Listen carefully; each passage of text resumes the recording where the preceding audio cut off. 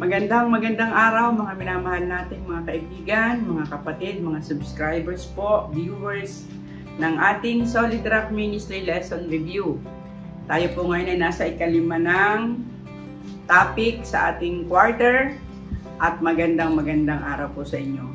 At kagaya po ng ating nakasanayan na tayo po may mga binabanggit na mga pangalan pero ngayon po ay hindi natin ito magagawa.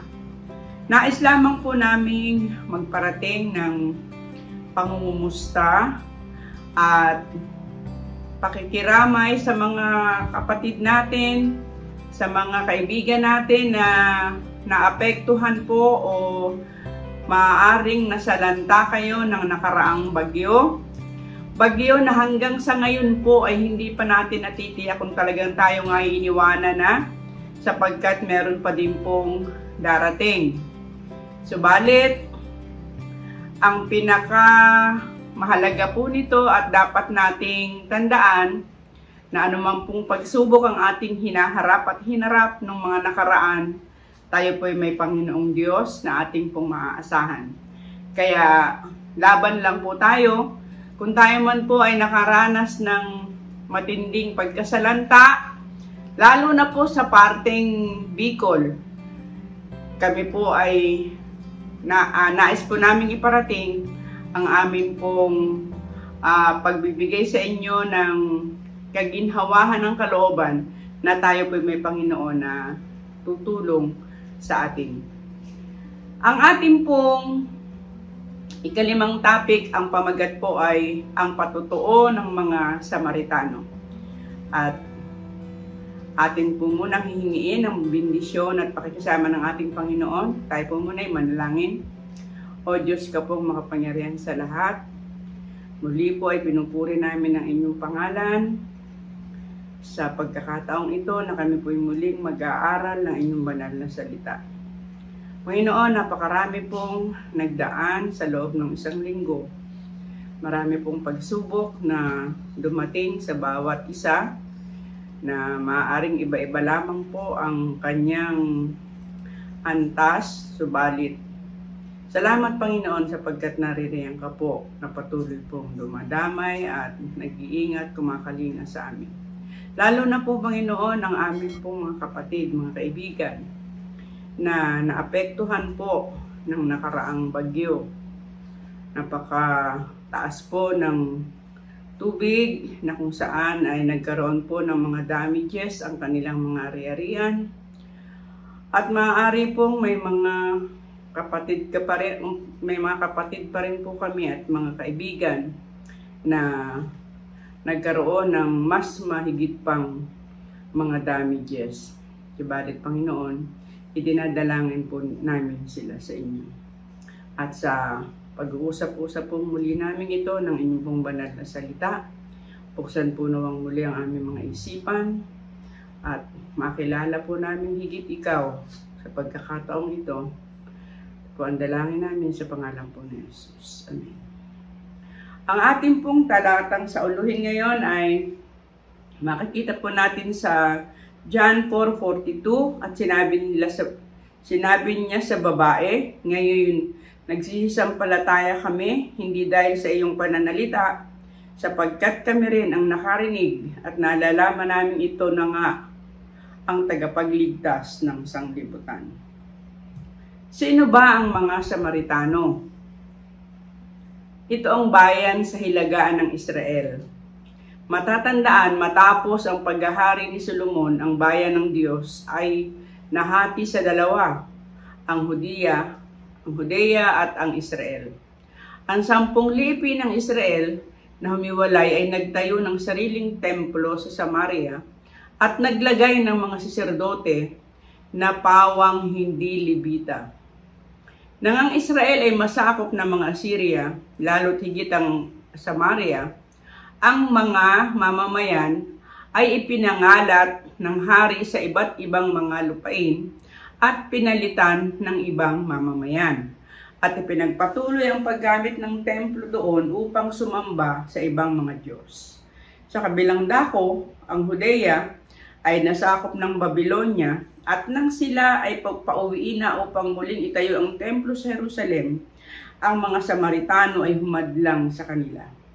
Kaya't sa panahon ni Kristo, ang pag-aalitan ng Hudeo at Samaritano ay nananatili.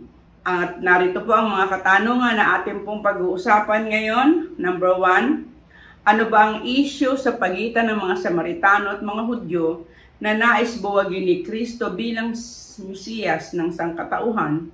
At ano ang dapat nating matutunan? Pangalawa, ano ang paraan ni Kristo upang buksan at maalis ang kinagis ng prejudice sa isa't isa? Pangatlo, ano ba ang ibig sabihin ni Kristo sa tubig na kanyang iniaalok? At pang-apat, paano ipinakikilala ni Kristo ang kanyang sarili sa Samaritana? At panglima, ano ang nangyari sa babae at mga tao nang makilala si Kristo? Balik po tayo sa ating pangunang tanong, ano ba ang issue sa pagitan ng mga Samaritano at mga Hudyo na nais buwagin ni Kristo bilang Mesiyas sa sangkatauhan? At ano ang dapat nating matutunan? Sige po, atin pong titingnan. Subalit, bago natin tingnan ang issue patungkol sa Samaritano at sa mga Hudyo, ay pag-usapan muna po natin ang issue sa ating kapanahunan sa nagdaang bagyo. Alam po ninyo kapag katinignan po ninyo sa aklat ng Lucas sa Kapitulo 21, 25 hanggang 31, inyo pong makikita na ito yung pinakahuling tanda na sinabi ng Panginoon na kapag ka nag-umpisang mangyari ito, hindi na lilipas ang lahing ito at makikita na ang Panginoon. So sinasabi po rito, mula na ang tao ay matakot sa mga daluyong ng tubig. At ito'y nagsimula nung kanilang makita na nagkakaroon ng global warming, nung kanilang makita na ang ozone layer ay nasira na. Ang tao sa buong sanglibutan, wala ng ibang pinag-uusapan kung hindi yung global warming, sapagkat kapag ka nangyari na tumaas ng tumaas, tinataya nila na by 2050, matutunaw ang lahat ng yelo sa Antarctica at tataas ang tubig ng mahigit 60 metro. So ito po ay huling palatandaan na sinasabi. Kaya ibig sabihin mga kapatid, ang wika ng Panginoon, itingin na ninyo ang inyong ulo sa kaitaasan sapagkat malapit na ang pagkatubos ninyo. So mga minamahal, yan po ang issue natin sa kapanahunan ngayon. Dadako po tayo sa issue ng mga Samaritano at ng mga Hudyo. Ano po ba ang sinasabi sa Juan, Kapitulo 4, 1 hanggang 4? Nang maalaman nga ng Panginoon na nabalitaan ng mga Pariseo na si Jesus ay gumagawa at bumabautismo ng lalong maraming alagad kaysa kay Juan, bagamat hindi bumabautismo si Jesus kundi ang kanyang mga alagad, nilisan niya ang Judea at naparoong muli sa Galilea, at kinakailangang magdaan siya sa Samaria. So mga minamahal, narito po nabalitaan ng mga Hudyo na si Kristo ay bumabautismo raw ng higit na marami kaysa kay Juan. At alam po natin na noong panahon na yon, umaasa sila na darating na ang Mesiyas na maghahari. At medyo mapanganib na kunin nila ang Panginoon upang maghari. Kaya kinakailangan ng Panginoon na siya ay umalis, kinakailangan kanyang lisanin muna yung kanyang kinalalagyan at pumunta siya sa ibang lugar. Subalit ang wika diyan, kinakailangan na dumaan siya sa Samaria. Bakit po sinabing kinakailangan na siya'y dumaan sa Samaria? Kagaya nga po ng ating napag-usapan sa pangunang salita ng ating leksyon, ang Samaria at ang Hudyo ay mayroong malaking pag-aalitan. Nagkukumpetensyahan sila kung sino ang tunay na bayan ng Diyos. Sapagkat nagtayo sila ng sariling templo at iniisip nila na sila ay naglilingkod rin sa Diyos na nagligtas sa kanila mula sa mga Ehipsyo. Kaya malaki yung prejudice ng mga Hudyo sa mga Samaritano. Subalit, bilang tagapagturo ang Panginoon, alam niya na kinakailangang mawala ang prejudice na ito. Sapagkat ang mga Hudyo ayaw dumaan sa lupain ng Samaria. Sila ay umiikot para makatawid doon sa kabilang ibayo. Datapwat ang wika, kinakailangan na si Kristo ay dumaan. Ibig sabihin, ibig ng Panginoon mawala yung prejudice ng kanyang mga alagad doon sa mga Samaritano. Hindi marapat na manatili yung kanilang prejudice sa mga Samaritano. At kapag tinignan po natin sa talatang 5 hanggang 9, makikita natin yung patuloy na pag-ulat o pagsasalaysay ni Juan patungkol sa karanasang ito. Sumapit nga siya sa isang bayan ng Samaria na tinatawag na Sicar, malapit sa bahagi ng lupang ibinigay ni Jacob kay Jose na kanyang anak. At naroon ang balon ni Jacob. Si Jesus nga nang mapagod na sa kanyang paglalakbay, ay naupong gayon sa tabi ng balon. Mag-iika-6 na nga ang oras. Dumating ang isang babaeng taga Samaria upang umigib ng tubig. Sa kanya'y sinabi ni Jesus, painumin mo ako, sapagkat napasabayan ang kanyang mga alagad upang magsibili ng pagkain. Sinabi nga sa kanya ng babaeng Samaritana, paano ngang ikaw na isang Hudyo ay humingi ng maiinom sa akin at ako'y babaeng Samaritana, sapagkat hindi nakikipag-usap ang mga Hudyo sa mga Samaritano.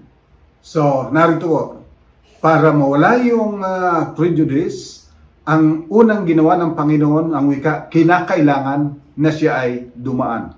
At nung siya'y naroon na, ang sabi niya doon sa babae, tanda po ninyo, ayaw nila makipag-usap sa mga Samaritano, lalo na sa Samaritana. Kung papaanong ayaw nila makipag-usap sa mga lalaking Samaritano, ay di lalong higit naman sa mga babae. Datapwat narito po pinapakita ng Panginoon na walang sino man na hindi kasama sa kanyang layunin, sa kanyang tungkulin, ang wika, siya ang tagapagligtas ng sanglibutan. Tatanda po natin yan, siya ang tagapagligtas ng sanglibutan. Hindi lamang Hudyo, hindi lamang Seventh-day Adventist, siya ay tagapagligtas ng lahat ng tao sa sanlibutan. Kaya ang wika niya, bigyan mo nga ako ng tubig. Alam po ninyo, napakahalaga nito. Para mawala yung prejudice, para maging kaibigan natin, mahalaga rin po pala yung tayo ay hindi yung para bagang tayo ang magbibigay, kundi tayo ang hihingi ng pabor. Alam po ninyo, kapag humingi ka ng pabor sa isang tao, medyo nararamdaman niya na hindi siya mas mababa kaysa sa iyo. Hindi po ba? Pero kung ikaw ang magbibigay, para bagang lumalabas na minamaliit mo siya. Subalit narito, sabi ng Panginoon, bigyan mo nga ako ng tubig. Alam po ninyo, itong aking may bahay ay malimit kong naririnig kapag may mga nakakausap, ay humihingi ng pabor na ako'y sa aking sarili, ay ano ba naman ito? Hihingi ng pabor ngayon lang nagkita, hihingi ng pabor. Pero alam po ninyo, napansin ko, mabilis niyang nagiging kaibigan. Samantalang ako, hirap na magkaroon ng kaibigan. So ito yung ginawa ng ating Panginoon ang wika, bigyan mo ako ng tubig. So, ang sabi nung babae, isa akong Samaritana, papaanong ikaw ay humihingi? Nakita po ninyo, napakaganda. Siguro kung ang Panginoon ay nagmagaling na siya ay sasabihin na ako magbibigay sa iyo ng tubig ng buhay, marahil ay hindi siya papansinin nung babae. Datapwat narito, nakipag-usap yung babae sa kanya at nawala yung prejudice. Okay po, at ngayon po sa ating pangalawang katanungan, ano ang paraan ni Kristo upang buksan at maalis ang kinagis ng prejudice sa isa't isa? Yan. Tingnan po natin sa talatang 7 hanggang 15, ano naman ang sinasabi. Dumating ang isang babaeng taga Samaria upang umigib ng tubig. Sa kanya sinabi ni Jesus, painumin mo ako, sapagkat napasabayan ang kanyang mga alagad upang magsibili ng pagkain. Sinabi nga sa kanya ng babaeng Samaritana, papaano ang ikaw na isang Hudyo ay humihingi ng mainom sa akin, na ako'y babaeng Samaritana, sapagkat hindi na nakikipag-usap ang mga Hudyo sa Samaritano. Sumagot si Jesus sa kanya, sinabi, kung napagkikilala mo ang kaloob ng Diyos at kung sino ang sa iyo nagsasabi, painumin mo ako, ikaw ay hihingi sa kanya at ikaw ay bibigyan niya ng tubig ng buhay. Sinabi sa kanya ng babae, Ginoo, Wala kang sukat isalok ng tubig at malalim ang balon. Saan nga naroon ang iyong tubig ng buhay?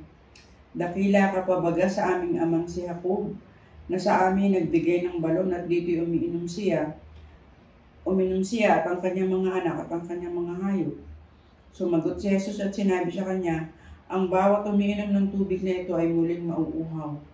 Datapot ang sino mang umiinom ng tubig na sa kanya aking ibibigay, ay hindi mauuhaw magpakailanman. Ngunit ang tubig na sa kanya ay aking ibibigay ay magiging isang balon ng tubig na bubukal sa kabuhayang walang hanggan. Sinabi sa kanya ng babae, Ginoo, ibigay mo sa akin ang tubig na ito, upang ako'y huwag mauhaw, ni pumarito man sa ganito kalayo upang umigib pa. So, dito po, magmula doon sa mga material na bagay, ay dinala ng Panginoon ang babaeng ito sa espiritual na bagay na higit na mahalaga kaysa mga material na bagay sa sanlibutan ito. Sinabi niya na kung iyo lamang nakikilala, ito po ang napakahalaga, yung makilala ang ating Panginoon. Kaya po bilang mga Seventh-day Adventist at tayo po naman ay nangangaral ng Ebanghelyo, napakahalaga po una sa lahat ay ang makilala ang ating Panginoon. Kinakailangan ang mahayag ay yung mabuting balita na ang Panginoon ay mayroong tubig ng buhay.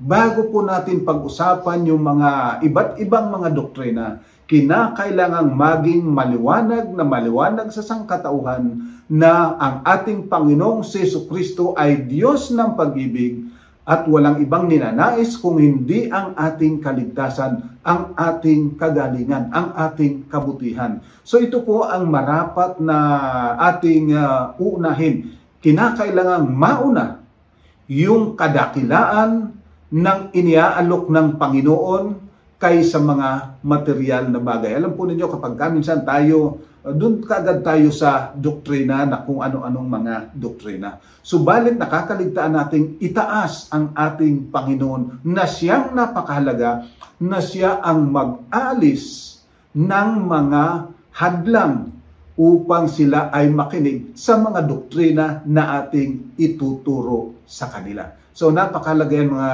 minamahal. Ipinakilala, ipinaalam ni Kristo na siya ay yung mayroong tubig ng buhay. So ito po ang marapat na nauna sa ating mga paggawa. Tingnan pa po natin ang sinasabi sa Jeremias 2:13. Ano ba ang sinasabi? Sapagkat ang bayan ko ay nagkamit ng dalawang kasamaan, kanilang iniwan ako na bukal ng buhay ng tubig, at nagsigawa sa ganang kanila ng mga balon, ng mga sirang balon, na hindi malalamanan ng tubig. Ayan, yung po palang sinasabi ng ating Panginoon na tubig ng buhay, yung balon ng buhay ay siya mismo. Na ito ang iniwan ng mga tao. At sila'y gumawa ng kanilang sariling mga doktrina. So tatandaan po natin, kinakailangan na ang talagang makilala ay ang ating Panginoon sapagkat siya ang tubig ng buhay. Siya ang bukal ng tubig ng buhay. So napakahalaga po na uunahin talaga natin ang Panginoon. At ang Panginoon ang pinakasentro sa lahat ng ating mga doktrina. Kinakailangan po makita natin kung paano ipinapakilala ang Diyos. Halimbawa, diyan sa Sabat, diyan sa mga pagkain, diyan sa ating stewardship. Kinakailangan ang pinakasentro at ang pinakahinayag ay ang kadakilaan ng pag-ibig ng Diyos. Minsan po kasi tayo kapag tinalakay natin yung Sabat, basta yung requirement yun ng Diyos na dapat nating tuparin, dapat nating sundin, otherwise hindi tayo maliligtas. Kinakailangan bakit nagkaroon ng Sabat. Maliwanag po sabi ng Panginoon, ang Sabat ginawa ng dahil sa tao. So, maliwanag po yan na ang Sabat ginawa para sa ating kabutihan. At kinakailangan pag-aralan nating mabuti, ano ba ang mga kabutihang itinuturo nito? At tatanda po ninyo, ang number 1 na kabutihan ay ang Panginoon ay Panginoon mong Diyos. Kaya po, ngayon po sa ating pangtatlong katanungan, ano bang ibig sabihin ni Kristo sa tubig na kanyang iniaalok? Aha. Tingnan po natin dyan sa Ezekiel 36, 25 hanggang 29. Ano po ba siya sabi? At ako'y magwiwisik ng malinis na tubig sa inyo at kayo'y magiging malinis sa buo ninyong karumihan. At sa lahat ninyong mga Diyos-Diyusan, lilinisan ko kayo. Bibigyan ko rin naman kayo ng bagong puso at lalagyan ko ang loob ninyo ng bagong diwa. At aking aalisin ang batong puso sa inyong katawan. At aking bibigyan kayo ng pusong laman. At aking ilalagay ang aking espiritu sa loob ninyo. At palalakarin ko kayo ng ayon sa aking mga palatuntunan. At inyong iingatan ang aking mga kahatulan at isasagawa. At kayo'y magsisitahan sa lupain na ibinigay ko sa inyong mga magulang. At kayo'y magiging aking bayan at ako'y magiging inyong Diyos. At lilinisin ko kayo sa lahat ninyong karumihan at aking patutubuin ng trigo at aking pararamihin at hindi na ako magpaparating ng kagutom sa inyo. Ayan. So, maliwanag po ang sinasabi ng Panginoon, ito ang aking gagawin sa inyo. Lilinisin ko kayo. Upang kapag tayo ay nalinis na, susundin natin ang kanyang mga kautusan. So muli at muli, idinidiin po rito ang Ebanghelyo, ang katotohanan, ang pabalita ng Panginoon. Siya ang mag-aalis ng kasalanan ng sanlibutan. Hindi lang po yung ating nagawang mga pagkakamali, kung hindi yung nagiging dahilan bakit tayo ay nakagagawa ng mali. So ibig sabihin, ang banal na espiritu ang gagawa upang tayo ay baguhin. At kapag tayo ay nabago ng banal na espiritu, mangyayari yung sinasabi na hindi na ninyo sasabihin, kilalanin mo ang Diyos sapagkat makikilala ng lahat ng tao, sapagkat nakasulat na sa kanilang puso, sa kanilang isipan, ang mga kautusan ng Diyos. Alam po ninyo kapag minsan bilang mga Seventh-day Adventist at hindi lang minsan malimit ating ginagawa, tayo'y nakafocus sa mga kautusan. Sapagkat nababasa natin, narito ang pagtitigan ng mga banal ng nagsisitupad ng mga utos ng Diyos at may patutuo ni Jesus. Ano? So parating yung kautusan. Subalit dito po ay nililiwanag ng Panginoon ang wika niya, lilinisin niya tayo. Kinakailangan ang nakadiin yung gagawin ng Panginoon sa atin, hindi kung ano yung ating gagawin para sa Panginoon. Dapat maging maliwanag yan. Ano ang gagawin ng Panginoon sa atin? Yung kanyang mga panukala para sa atin, ito ang dapat na mahayag sapagkat walang iba na bukal ng buhay kung hindi ang ating Panginoon. So siya yung ating ipapakilala. Yung kanyang mga pangako, yung kanyang mga panukala, yung kanyang mga ginawa, yung kanyang ginagawa, at yung kanyang gagawin. Upang tayo ay manampalataya. Tatandaan po natin ang layunin ng aklat ni Juan, upang tayo ay manampalataya. Sapagkat sa pananampalataya, magkakaroon tayo ng buhay. Kaya dapat po, ang pinakasentro talaga ng ating pangangaral, pinakasentro ng ating buhay ay ang ating Panginoon. Okay po, at ngayon naman po sa ating pang-apat na katanungan. Paano ipinakikilala ni Kristo ang kanyang sarili sa Samaritana? Ayan, titingnan po natin dyan sa talatang 16 hanggang 26 ng Juan 4. Ano ang sinasabi? Sinabi sa kanya ni Jesus, "Tumayo ka, tawagin mo ang iyong asawa at pumarito ka." Sumagot ang babae at sinabi sa kanya, "Wala akong asawa." Sinabi sa kanya ni Jesus, "Mabuti ang pagkasabi mo, wala akong asawa, sapagkat nagkaroon ka ng 5 asawa, at ang nasa iyo ngayon ay hindi mo asawa. Dito'y sinabi mo ang katotohanan." Sinabi sa kanya ng babae, "Ginoo, napaghahalata kung ikaw ay isang propeta. Nagsisamba ang aming mga magulang sa bundok na ito at sinasabi ninyo na sa Jerusalem ay siyang dakong kinakailangang pagsambahan ng mga tao." Sa kanya sinabi ni Jesus, "Babae, paniwalaan mo ako na dumarating ang oras na kahit sa bundok na ito ni sa Jerusalem ay hindi ninyo sasambahin ng Ama. Sinasamba ninyo ang hindi ninyo nalalaman. Sinasamba namin ang nalalaman namin sapagkat ang kaligtasan ay manggagaling sa mga Hudyo. Datapwat dumarating ang oras at ngayon nga nasasambahin ang mga tunay na mananamba ang Ama sa Espiritu at katotohanan sapagkat hinahanap ng Ama ang mga gayon na maging mananamba sa Kanya. Ang Diyos ay Espiritu at ang mga sa Kanya ay nagsisisamba ay kinakailangan magsisamba sa Espiritu at sa katotohanan. Sinabi sa Kanya ng babae, nalalaman ko na paririto ang Mesiyas, ang tinatawag na Kristo, na pagparito niya, ipapahayag niya sa amin ang lahat ng mga bagay.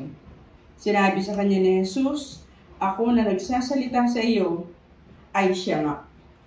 Ayan. So, pansinin po ninyo, ang wika ng Panginoon, tawagin mo ang iyong asawa. Ang sabi ng babae, wala po akong asawa. Ang sabi ng Panginoon, tama ang sinabi mo. Alam ko, nagkaroon ka na ng 5 asawa, datapwat ngayon ang kasama mo ay hindi mo asawa. Anong ibig sabihin nito? Ang sinasabi lang ng Panginoon, alam ko, makasalanan ka. Datapwat mahal kita. Mahalaga ka sa Diyos. So makita po ninyo, ang pinakasentro ng Panginoon ay yung pag-ibig ng Diyos. Hindi yung mga requirements. Kinakailangang iwanan mo yung kinakasama mo sapagkat hindi mo yan asawa. Sa atin po, kapag mayroon tayong nakatagpo na gano'n, ay malimit ang ating focus ay parating doon sa kamalian. Nakakaligtaan natin na ang Diyos, ang ating Panginoon, siya ang bukal ng buhay, siya ang magbabago sa tao. So dito ang pinag-uusapan, hindi kung ano yung iyong magagawa, kung hindi kung ano ang magagawa ng Panginoon. Kaya ang wika ng Panginoon, humayo ka, tawagin mo ang iyong asawa. Ay, nabalitaan po namin na darating ang Kristo at kapag dumating siya, ituturo niya ang lahat. Sabi ng Panginoon, ako na nakipag-usap sa iyo ay ako nga. So, sinasabi ng Panginoon, manampalataya ka, maniwala ka, mahal ka ng Diyos. At ang Diyos ay kagawa para sa iyong kaligtasan. Opo, at ngayon naman po sa ating panglimang katanungan, at ito po ang last nating tanong, ano ang nangyari sa babae at mga tao nang makilala si Kristo? Tingnan po natin sa talatang 27 hanggang 42, medyo mahaba ito, subalit alam po natin kung ano ang nangyari. At sa ganito'y nagsidating ang kanyang mga alagad at sila'y nagtaka na siya'y nakikipagsalitaan sa isang babae, gayon may walang taong nagsabi, ano ang iyong hinahanap o bakit nakikipagsalitaan ka sa kanya? Sa gayoy iniwan ng babae ang kanyang banga ng tubig at napasabayan at sinabi sa mga tao, magsiparito kayo, tingnan ninyo ang isang lalaki na nagsabi sa akin ng lahat ng mga bagay na aking ginawa. Mangyayari kayang ito ang Kristo? Nagsilabas sila sa bayan at nagsiparoon sa kanya. Samantala ay pinamamanhik sa kanya ng mga alagad na nagsasabi, Rabi, kumain ka. Datapwat, sinabi niya sa kanila, ako'y may pagkain kakanin na hindi ninyo nalalaman. Ang mga alagad nga ay nangagsang-usapan, may tao kayang nagdala sa kanya ng pagkain? Sinabi sa kanila ni Jesus, ang pagkain ko ay aking gawain, ang kalooban sa akin ay nagsugo at tapusin ang kanyang gawa. Hindi baga sinasabi ninyo may 4 na buwan pa? At saka darating ang pag-aani, narito sa inyo ay aking sinasabi, itanaw ninyo ang inyong mga mata, at inyong tingnan ang mga bukid na mapuputi na upang anihin. Ang umaani ay tumatanggap ng upa at nagtitipo ng bunga sa buhay na walang hanggan, upang ang naghahasik at ang umaani ay magagalak kapwa, sapagkat dito'y totoo ang kasabihan, isa ang naghahasik at iba ang umaani. Kayo'y sinugo ko upang anihin ang hindi ninyo pinagpagalan. Iba ang nagpapagal at kayo siyang nagsipasok sa kanilang pinagpagalan. At marami sa mga Samaritano sa bayang yaon, nang sa kanya'y nagsisampalataya dahil sa salita ng babae na nagpatotoo, sinabi niya sa akin ang lahat ng mga bagay na aking ginawa. Kaya nang sa kanya'y nagsidating ang mga Samaritano, at sa kanya'y pinamanhik nila na matira sa kanila, at siya'y natira roon ng 2 araw. At lalo pang marami ang mga nagsisampalataya sa kanya dahil sa kanyang salita. At sinabi nila sa babae, ngayon nagsisampalataya kami hindi dahil sa iyong pananalita, sapagkat kami rin ay nakarinig at nalaman namin ito nga ang tagapagligtas ng sanglibutan. So, makita po ninyo, no? Yung babae, siya yung kauna-unahang ebanghelista ng ating Panginoon. Humayo ka. At alam po ninyo, ang mensahe ng babae, hali kayo, tingnan ninyo. Napakalaga na talagang ang gusto ng babae, makilala ng tao si Kristo. At yun po ang marapat na ating gawain, makilala si Kristo. Sapagkat ang sino mang sa kanya'y sumampalataya ay maliligtas. Kaya mga minamahal, inuulit-ulit ko po, napakahalaga na sa ating pag-aaral, sa ating pagtuturo, parating itataas natin ang Panginoon sapagkat kung siya'y makilala, ang tao ay mananampalataya. Makita po niyo, sabi ng mga tao, ngayon kami nananampalataya na siya nga ang Kristo, siya ang tagapagligtas ng sanglibutan. Napakalagang katotohanan. Siya ay tagapagligtas ng sanglibutan. So, ibig sabihin, kinakailangan siya talaga ang pinakasentro ng ating pag-aaral, pinakasentro ng ating pagtuturo, sapagkat siya ang tagapagligtas ng sanglibutan. Hindi po ang iglesia ang tagapagligtas. Hindi po ang ating mga doktrina ang tagapagligtas. Ang tagapagligtas ay ang ating Panginoong Jesucristo.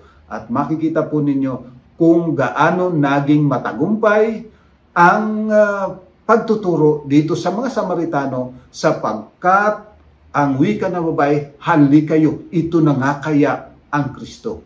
At nung kanilang makilala nang sila'y tumahang kasama ni Kristo, nakilala nilang tunay na ito ay tagapagligtas ng sanglibutan. Hindi lamang ng mga Hudyo, hindi lamang ng mga Seventh-day Adventist. Siya ay tagapagligtas ng sanlibutan. Okay, at yan po natatapos ang ating talakayan. At iiwan po namin sa inyo ang mga summary nito upang lalo po natin maunawaan ang ating napag-aralan. Number 1, kailangan nating lahat ay si Kristo. Kaya marapat tayo ay mag-focus sa Kanya, hindi lamang sa doktrina. Pangalawa, ang makilala ang Ama at si Kristo na nag-iisang Diyos, na isang Diyos na tunay ay buhay na walang hanggan. Pangtatlo, huwag nating iuna ang karawahe sa kabayo. Unahin natin si Kristo at tanggapin ang banal na Espiritu. Pang-apat, alam ng Diyos ang napakarami nating kasalanan at kahinaan. Gayunmay tayo ay Kanyang minamahal at handang tulungan. Pang-lima, kapag si Kristo ay tunay nating nakilala, hindi mapipigilan tayo ay maging masiglang pagpatotoo. So mga minamahal, sana po ay muling nakatulong itong ating pag-aaral. Tayo po ay manalangin. Ama po namin banal, kami po ay lumalapit sa iyo na nagpapasalamat sa iyong kadakilaan, sa iyong pag-ibig, at sa pag-ibig ng aming Panginoon. O Ama banal, amin pong pakiusap, yayamang kayo ang bukal ng buhay.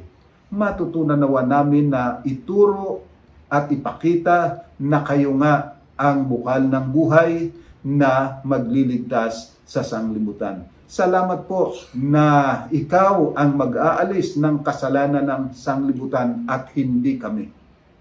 Kaya mabanal, tulungan kami na parating nakatanaw, parating nakatingin sa aming Panginoon, parating ang kanyang karakter ang maging focus ng aming pag-aaral at pagtuturo. Sa pamagitan nito at sa pamagitan ng Banal na Espiritu, ang aming puso ay mabago mula sa pagiging prejudiced at self-righteous. ay makita na kami kapwa nangangailangan ng tagapagligtas. Salamat po sa pagpapatawad mo sa aming mga pagkukulang, pagkakasala. O Amang Banal, iyo po ang patuloy na pagpalain ng mga kapatid namin ito. Patuloy na nag-aaral, patuloy na nagdadala ng iyong banal na pabalita. Nawa ang pag-ibig ng kalangitan ang siyang makita sa bawat isa sa amin sa ngalan po ng aming Panginoong Jesus. Amen.